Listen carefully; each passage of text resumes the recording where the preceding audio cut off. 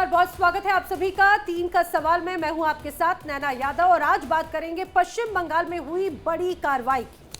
और मैं हूं आपके साथ आशीष पांडे और मैं आपके साथ ऋतु। 3 के सवाल की शुरुआत करते हैं और बात रखते हैं कौन सा मुद्दा आज हमने 3 के सवाल के लिए चुना है।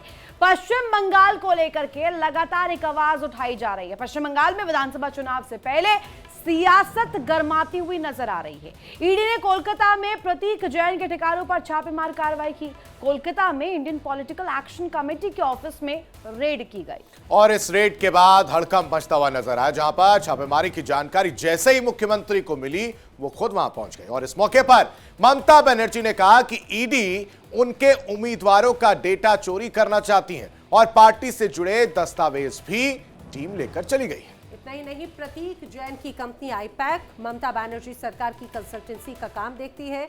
सूत्रों की माने तो जो कार्रवाई की गई छापेमारी की उसमें टीएमसी की चुनावी रणनीति की फाइल्स हैं और कुछ जब्त किए गए तमाम इंपॉर्टेंट डेटा भी बताए जा रहे हैं और इस दौरान लैपटॉप भी लेकर ये टीम गई है। अपने दर्शकों को बता दें आखिर ये कार्रवाई क्यों इतना ज्यादा हंगामा कर रही है। आईपैक दरअसल लंबे वक्त से लगातार जिस तरह से कंसल्टेंसी फर्म है, इस बीच ममता बनर्जी और टीएमसी का बड़ा काम देखती है। पिछले चुनावों में भी बड़ी अच्छी भूमिका निभाई तो उस कॉन्ट्रैक्ट को 2026 तक बढ़ा दिया गया। लेकिन अब कार्रवाई हुई तो बड़े सवाल, आईपैक ऑफिस पर छापे की असली वजह आखिर क्या है, और साथ ही समझने की कोशिश करेंगे कि ऐसा ईडी को क्या शक हुआ प्रतीक जैन को लेकर कि वो छापेमारी करने के लिए पहुंची। किस तरह से प्रतीक जैन और उसकी कंपनी के इन्वॉल्वमेंट देखने को मिल रही है। और तीसरा और आखिरी बड़ा सवाल ये कि ईडी की कार्रवाई से आखिर ममता दीदी डरी क्यों है। क्या वो ऐसी चीज है जिसकी वजह से ममता दीदी बौखला गई हैं और इसको लेकर के तस्वीर सामने आती है, डेटा लेने के लिए पहुंच जाती है, फाइल उठाती है, धड़ल्ले से वहां से निकल जाती है। और यही बड़ा आरोप जो है शुभेंदु अधिकारी भी उठाते हुए नजर आ रहे हैं। ईडी का कोलकाता में आईपैक ऑफिस पर छापा, उस छापे के बाद की तस्वीर, आईपैक चीफ प्रतीक जैन के घर पर रेड, ये तमाम चीजें इंटरकनेक्टेड कैसे है। और अब इसमें एंट्री क्योंकि मुख्यमंत्री ममता बनर्जी की हो गई है, लिहाजा ये मुद्दा और ज्यादा गर्माता हुआ नजर आ रहा है। इसके लिए राजधानी दिल्ली से लेकर के बंगाल तक अब चर्चा हो रही है और साथ ही साथ सवाल बड़े बड़े खड़े किए जा रहे हैं। करेंगे इसी पर विशेष चर्चा। खास मेहमान हमारे साथ कनेक्ट होंगे, राधिका भट्टाचार्य शाह, स्पोक्सपर्सन बीजेपी की, साथ ही साथ हमारे साथ मोहम्मद एहतेशाम उल हक टीएमसी के जो नेता है वो हमारे साथ कनेक्ट है। साथ ही साथ संदीप मिश्रा पॉलिटिकल एनालिस्ट के तौर पर हमें ज्वाइन कर चुके हैं। तीनों आपको स्क्रीन पर नजर आ रहे होंगे। लेकिन सबसे पहला सवाल एहतेशाम उल हक आप ही से, यहां पर ये पूरा मुद्दा जो गरमाया है, ये कार्रवाई ईडी कर रही है आईपैक पर और इसमें एक और चीज जो सामने आती है, मुख्यमंत्री पहुंचती है, एक गरिमामय पद पर है वो, एकदम से ऐसे धड़ल्ले से पहुंच जाना, बात को रखना था तो रखती, लेकिन ईडी की कार्रवाई में इस तरीके से हस्तक्षेप करना, इंटरवीन करना, ये काम में बाधा डालना नहीं है तो क्या है। बिल्कुल नहीं ऋतु सिंह जी और तमाम जो पैनलिस्ट बैठे हुए हैं, आप लोग तमाम लोगों को मैं कहना चाहता हूं कि इस तरह का ईडी के द्वारा हमला किया गया, मतलब इस तरह का हमला समझ लीजिए, इसको हमला नहीं, ईडी के द्वारा जिस हिसाब से इन्वेस्टिगेशन आईपैक के घर और उनके दफ्तर पे, ये कहीं ना कहीं समझ लिए ये दर्शाता है कि हमारे जितने भी डॉक्यूमेंट, हमारे जितने भी समझ लिए कि आज 6 साल की रणनीति है उनको चुराने की ये कोशिश है, एक लंबी षड्यंत्र है पश्चिम बंगाल की सत्ता में हासिल करने की। इसलिए हमारी नेत्री ममता बनर्जी ने स्वयं जाकर करके उन्होंने अपने पास में जो भी हमारे डॉक्यूमेंट्स थे, कागजात थे, उनको उन्होंने अपने पास रखा। सर ये एक बार का नहीं है, ये हर बार का है। इससे पहले जब जब ईडी की छापेमारी हो या सीबीआई का कोई मामला हो, उसमें ममता बनर्जी जो है वो पहुंच जाती हैं। तो ये जरा मुझे समझा दीजिए और तस्वीर क्लियर करिए एहतेशाम साहब कि जब जब ये कार्रवाई होती तो ऐसा क्या डर होता है, या खाली हाथ गई थी वो और जब वापस आई तो हाथ में एक फाइल उनके नजर आ रही है, क्या कोई बात छिपा रही है क्या उस फाइल में, कुछ है क्या ऐसा? क्योंकि कोयला घोटाले की बात हो रही है सर, कोयला घोटाले से जुड़ा ये पूरा छापेमारी थी और उसमें प्रतीक जैन की इन्वॉल्वमेंट निकलकर सामने आई। देखिए आशीष जी, ये किसी तरह का छिपाने की कोई बात नहीं है, लेकिन समझ लिए तो करने देते कार्रवाई, क्यों चली गई? मुख्यमंत्री है सर वो। आप सुन लिए मेरी बात। हाँ। ये इस तरह ईडी का जबरदस्त तरीके से बेजाय इस्तेमाल हो रहा, हमारे प्राइवेट ऑफिस पर जो हम रणनीति बना रहे पिछले 6 साल से हमारे साथ में आईपैक का समझ लिए मेरा समझौता है। हमने किस हिसाब से स्ट्रेटेजी बना रहे हैं, हम किस हिसाब से काम कर रहे हैं, हम किस हिसाब से पश्चिम बंगाल में राजनीति कर रहे हैं, उनके घरों पर और उनके समझ लिए के दफ्तर पर इस तरह के समझ लिए ईडी का समझ लिए। अरे ठीक है एहतेशाम जी, दो और नाम है ना, एक ही व्यक्ति थोड़ी है प्रतीक जैन, दो और है इसमें।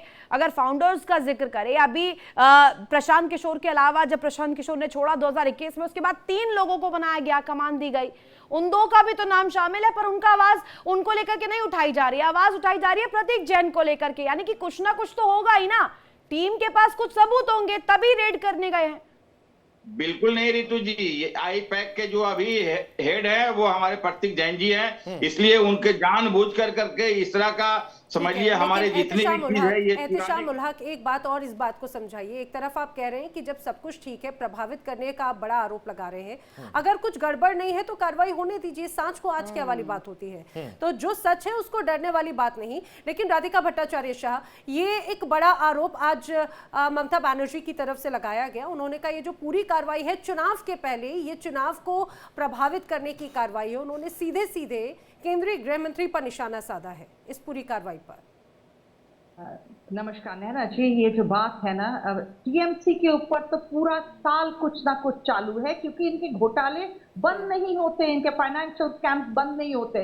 तो इसका इलेक्शन पीरियड के साथ कुछ नहीं है, क्योंकि इनके स्कैम्स इतने हैं कि 12 महीने कम पड़ते हैं इनके ऊपर जांच करने के लिए। ये अभी जो ऑपोजिशन का एक नया एक तरीका हुआ है कि चाहे वो सुप्रीम कोर्ट हो, चाहे वो ईडी हो, चाहे वो कोई भी इंस्टीट्यूशन जो इंडिपेंडेंट है, उनको कहना कि वो बीजेपी के ही वाहन हैं, ये गलत बात है।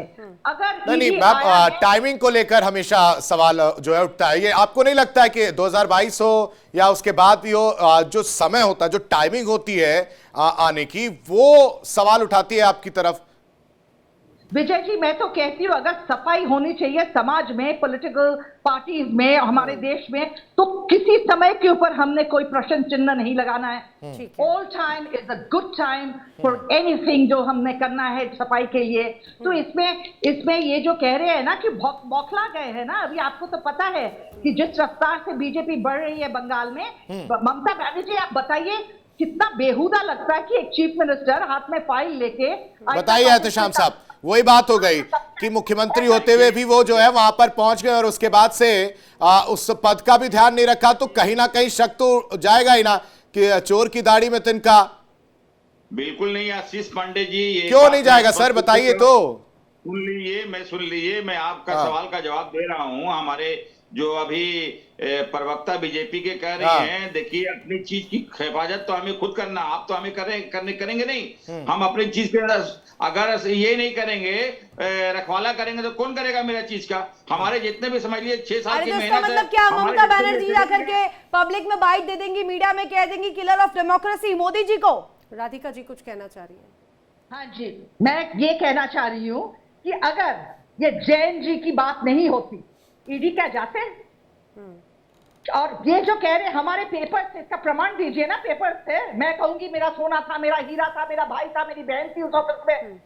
ये सब बातें अभी नेशनल टेलीविजन पे कहने को शर्म आता है। ठीक है, बिल्कुल यही वजह है कि चुनाव के पहले जो एक्शंस और उसके रिएक्शन से उस पर सवाल जरूर खड़े होते हैं। लेकिन संदीप मिश्रा जी, इस बात को जरा समझाइए।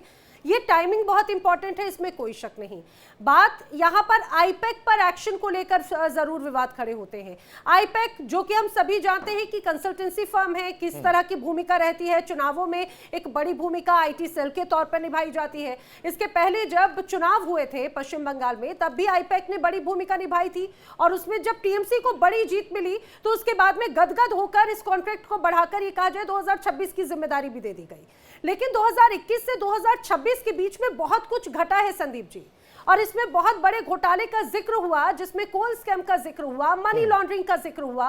ये पूरी कार्रवाई है भले उस चीज को लेकर, लेकिन जो टाइमिंग है उस चीज में बड़ी एक अहम भूमिका निभाता है। और ये कहा जाए उसके ऊपर से ममता बनर्जी उस कार्रवाई को के बीच में अगर पहुंच जाती हैं, मीडिया के सामने आ जाती हैं, तब तो सवाल और बड़े हो जाते हैं।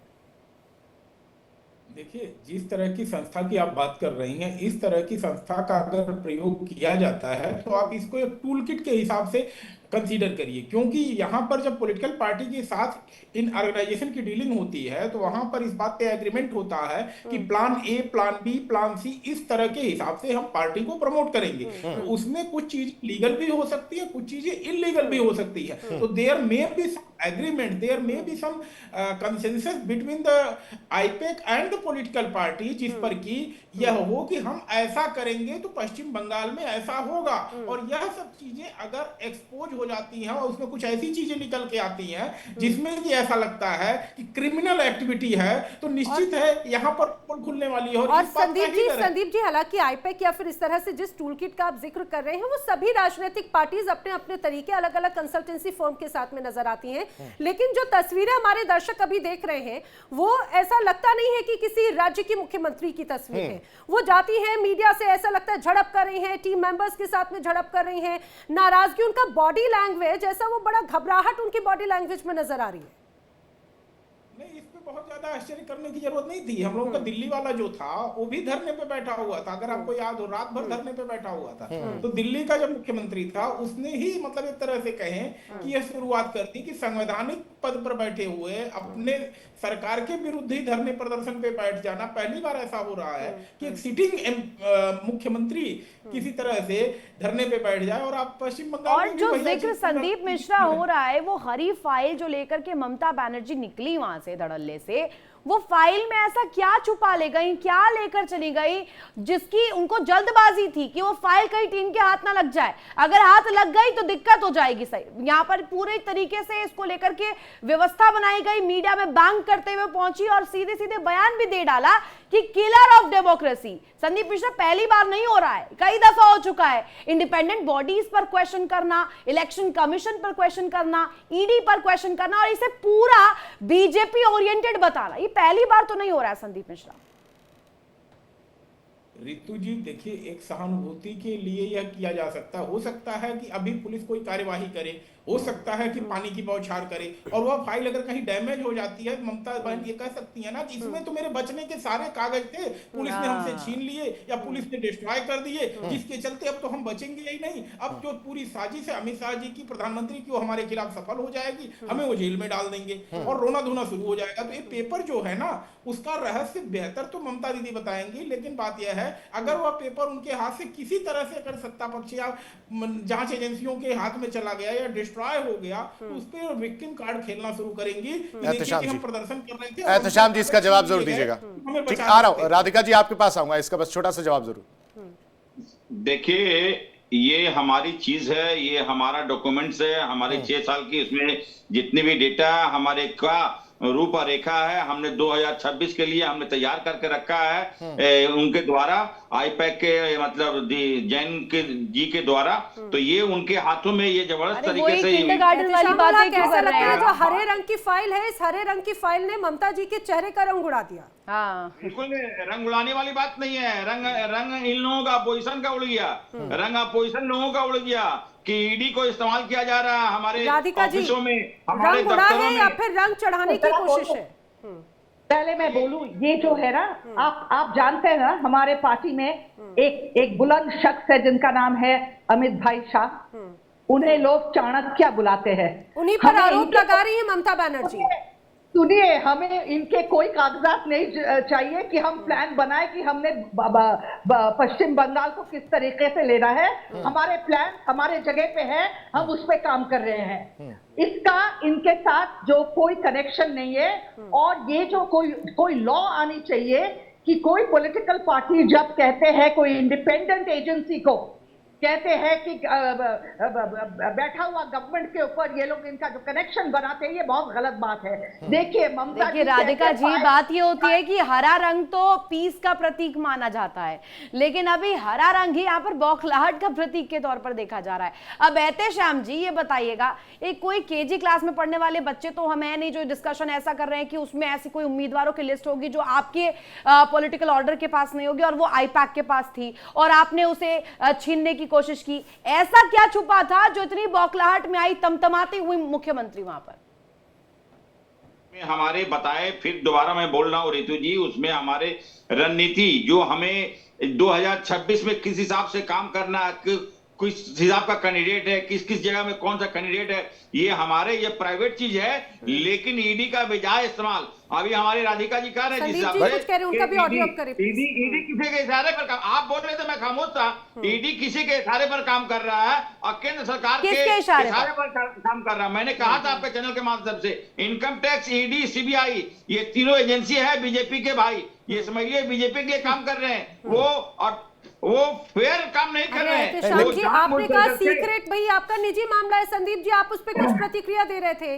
आखिर एक देश का एक प्रमुख राज्य की मुख्यमंत्री, वो फाइल लेकर वहां से जाती हुई, वो उनके चेहरे पर ऐसा लग रहा था कि जल्दी से वो उसे उठाएं और वहां से निकल लें। अब दूसरी तरफ एहतेशाम जी बोले भाई वो तो उनका निजी मामला है, वो पर्सनल डॉक्यूमेंट्स हो सकते हैं। राजनीतिक जीवन में कुछ भी निजी नहीं होता है नैना जी, और सब कुछ आपको ट्रांसपेरेंट रखना पड़ता है। अगर ट्रांसपेरेंट नहीं रखते हैं तो आपसे सवाल पूछे जाते हैं और शक की सुई आपके ऊपर ही उठाई जाती है जब आप इस तरह का कोई काम करते हैं जिसमें कि ट्रांसपेरेंसी नहीं होती। आखिर अब ममता दीदी को ही बताना पड़ेगा कि इन फाइलों में है क्या, और उन्हें अगर सार्वजनिक नहीं करती हैं तो निश्चित ही यह बात मानी जाएगी कि देयर वाज समथिंग जिसमें कि ममता बहन को जो है दिक्कत हो सकती थी। ईडी के पास एक सब्सटेंशियल एविडेंस जा सकता था और उसको रोकने की कोशिश में जो है उस फाइल को पकड़ के बैठी हुई है। ठीक है एहतेशाम जी, ये बात तो सही है ना कि आज के जिस आधुनिकीकरण दुनिया में हम लोग जी रहे हैं, वहां पर एक फाइल में सारा रणनीति होना, सारा रिकॉर्ड होना, मैं एक पर को अगर मानूं तो मैं 0.01 मानूंगा, क्योंकि सारा रिकॉर्ड तो आजकल हर कोई कंप्यूटर में रखता है, उस डेटाबेस में, हार्ड डिस्क में रखता है।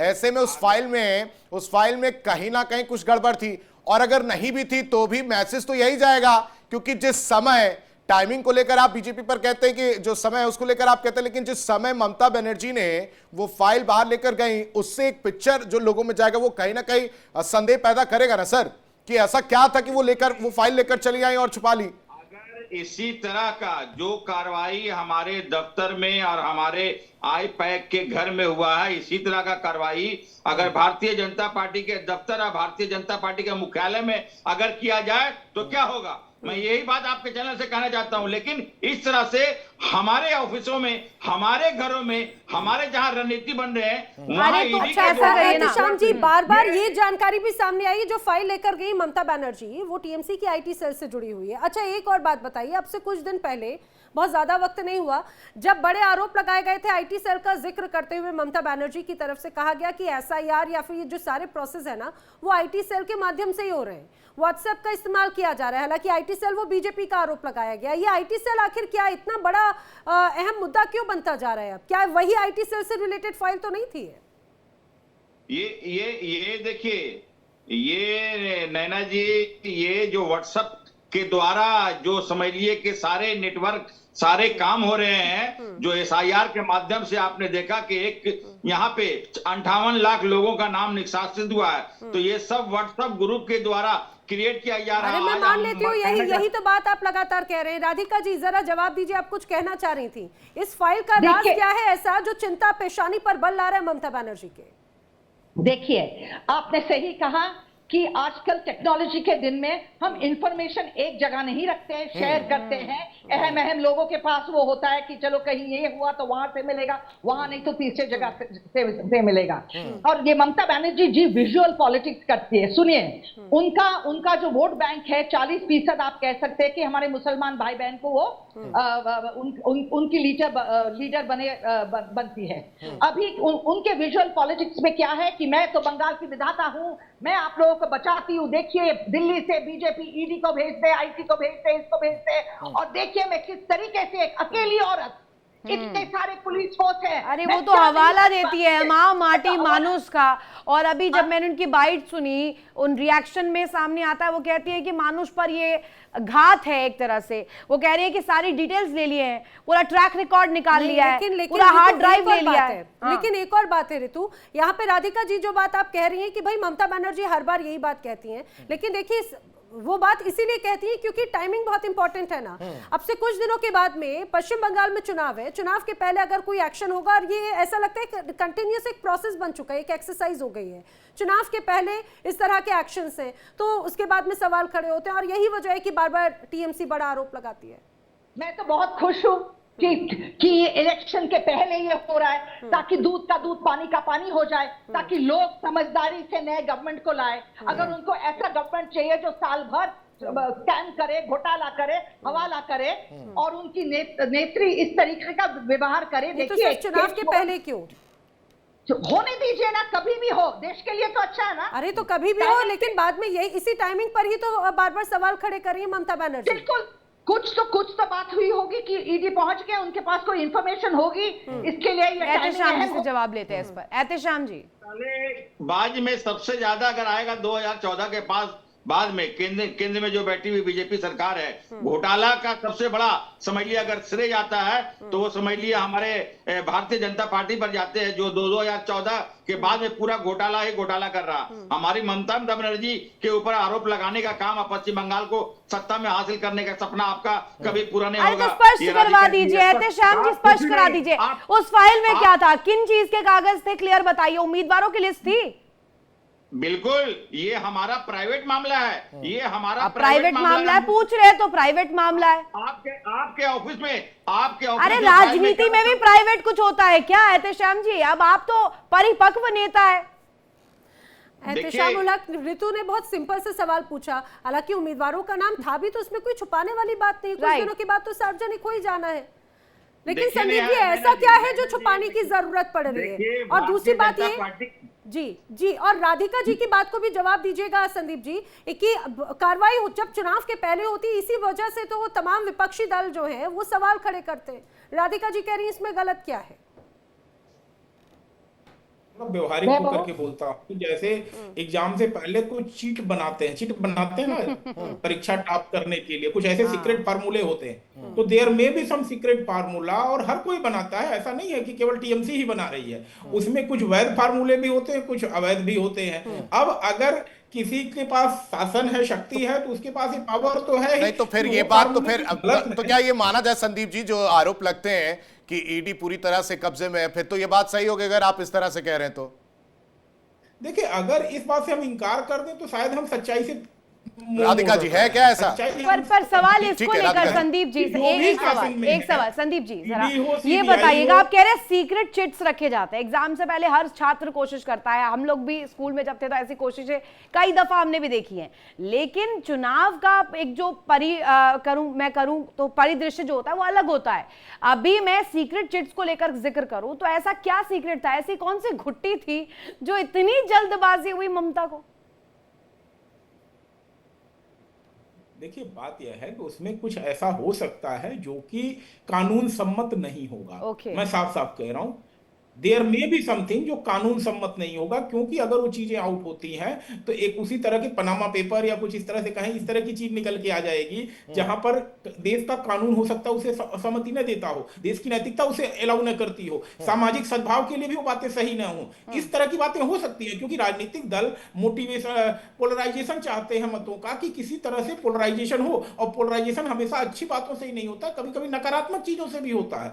तो जो नकारात्मक चीज हो सकती है वो अगर एक्सपोज हो जाएंगी बिल्कुल, और इसी नकारात्मक चीजों को एक्सपोज होने की डर की वजह से कहीं ना कहीं जो बीजेपी है वो सवाल उठाते हुए नजर आ रही कि उस फाइल में ऐसा कुछ था, या वो बॉडी लैंग्वेज या फिर वो बौखलाहट अपने आप में कई सवाल जो है वो पैदा करे, जिसकी वजह से ये चर्चा भी हम करते हुए नजर आ रहे थे कि ऐसा क्या है जिसे छिपाने की कोशिश ममता बनर्जी के द्वारा की गई है। बहुत शुक्रिया आप सभी मेहमानों का। 3 के सवाल में अभी के लिए बस इतना ही, लेकिन इंडिया डेली अब आपके स्मार्ट टीवी पर भी मौजूद है। इंडिया डेली 24/7 अब इन सभी प्लेटफॉर्म पर लाइव देखिए।